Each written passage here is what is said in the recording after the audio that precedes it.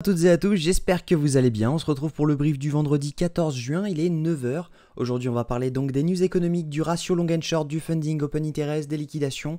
On regardera ce que font les whales en finissant par l'analyse technique de Bitcoin. Mais avant ça, on va parler des trades que j'ai pris hier et postés dans le Discord, sauf celui-ci, parce que clairement, je n'y croyais moyen. C'était juste un scalp avec 0,5%. Mais voilà, celui-là était plutôt pas mal, étant donné que on avait eu notre petit changement de tendance, retour zone OTE, juste ici, on est rentré là, on est sorti juste au-dessus là, donc dans l'OB, dans l'order block, parce que clairement c'était risqué de hold cette position. J'aime autant en ce moment couper rapidement mes trades, et au final on a bien fait, donc ça c'est plutôt pas mal.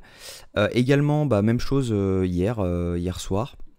On a eu donc un petit choche juste ici, derrière on est revenu en zone OTE, je suis rentré et je suis ressorti à risk reward de 2, donc plutôt pas mal, ça fait un risk reward il me semble de 5, ouais, 5,28 en 24 heures, donc c'est vraiment pas mal. On est plutôt content. Tout est partagé directement sur le Discord, donc n'oubliez pas de le rejoindre, c'est 100% gratuit. Le lien est en description de chaque vidéo. Également, je fais un giveaway sur Twitter, donc n'hésitez pas à le faire. C'est super simple de participer, il suffit juste de retweeter et favoriser le tweet. Et également, vous inscrire sur Mexc, si jamais ce n'est pas encore fait, parce que les frais sont vraiment avantageux par rapport aux autres plateformes. Et c'est à peu près la même ergonomie de plateforme, donc il n'y a aucun souci là-dessus, vous ne serez pas perdu. J'ai également fait un thread dessus sur comment optimiser ses frais et en quoi Mexc est clairement favorable par rapport aux autres exchanges. Donc au niveau des news économiques, aujourd'hui on n'a pas grand chose à part l'inflation française et un discours de Lagarde. Donc on va pas avoir de gros mouvements aujourd'hui, il ne faut pas s'attendre à ce qu'on aille dans tous les sens. Mais voilà, donc on était plutôt servi cette semaine, c'est plutôt calme aujourd'hui, donc ça fait plaisir quand même. À mon avis, on va suivre une tendance qui va rester la même aujourd'hui tout le long de la journée.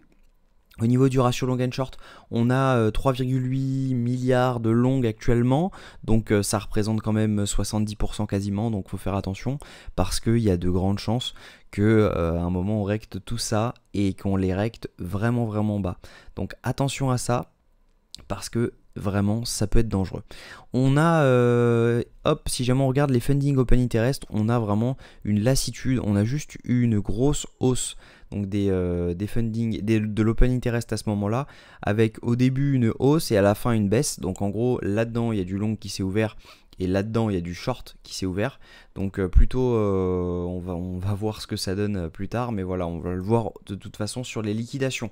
Donc également on va avoir l'open interest qui monte ici avec une stagnation des funding, donc ça veut tout simplement dire que on a autant de long que de short qui s'ouvrent actuellement sur cette zone, donc attention à ce mouvement, il est un peu imprévisible, on pourra avoir un mouvement inverse dans les heures à venir.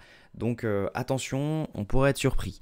Si jamais on regarde les liquidations sur les 24 dernières heures, on a des liquidations qui sont en haut et en bas, donc clairement c'est ce que je vous disais, on a autant de longues que de shorts qui s'ouvrent.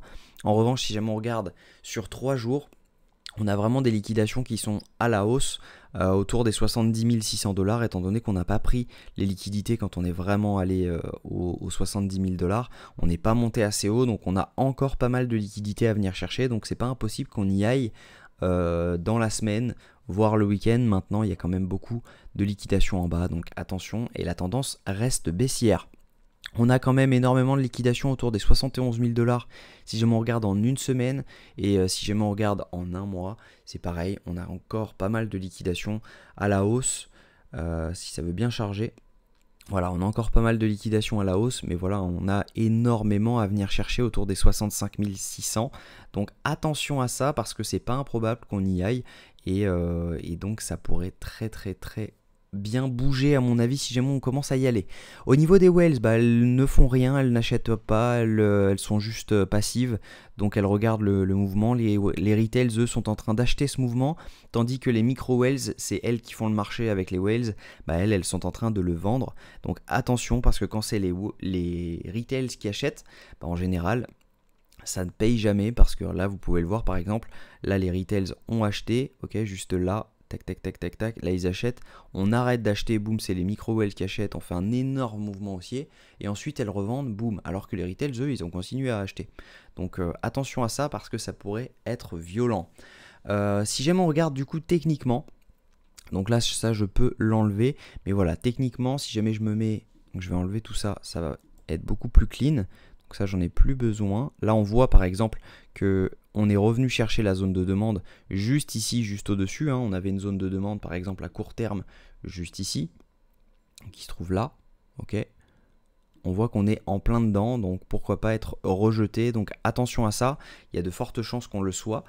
Si jamais on regarde également, si jamais je me mets en 1 heure, hop, parce qu'en 1 heure on a eu un choche qui est plutôt pas mal, clairement, juste ici. Donc si jamais on regarde, on voit qu'on a eu un choche ici. Derrière, on voit qu'on a eu un break-off structure.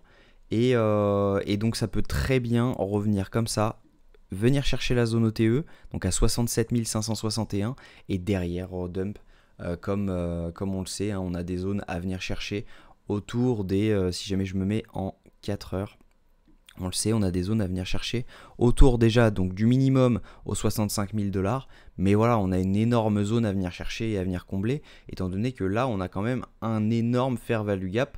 Donc je vais enlever cet indicateur, mais voilà, là on a un énorme fair value gap. D'ailleurs, je vais sortir une vidéo sur tout ce qui est smart money concept, etc. la semaine prochaine, mais là on voit qu'on a un creux dans la value, donc c'est pas impossible qu'on vienne dedans, même qu'on voit mécher. Et là, c'est pareil, on a énormément de liquidation. Donc, c'est pas impossible qu'on vienne mécher dans cette zone de demande violette, en bas, là, et qu'ensuite, on ait un rebond. Donc voilà, attention à cette tendance. À mon avis, on est sur une tendance baissière et on peut s'attendre après à une tendance haussière.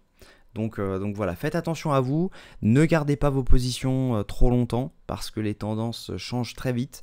Je pense que c'est une question de temps avant qu'on revienne aux 62 000 $. Donc faites attention à vous, prenez soin de vous, on se retrouve demain à la même heure. Bonne journée.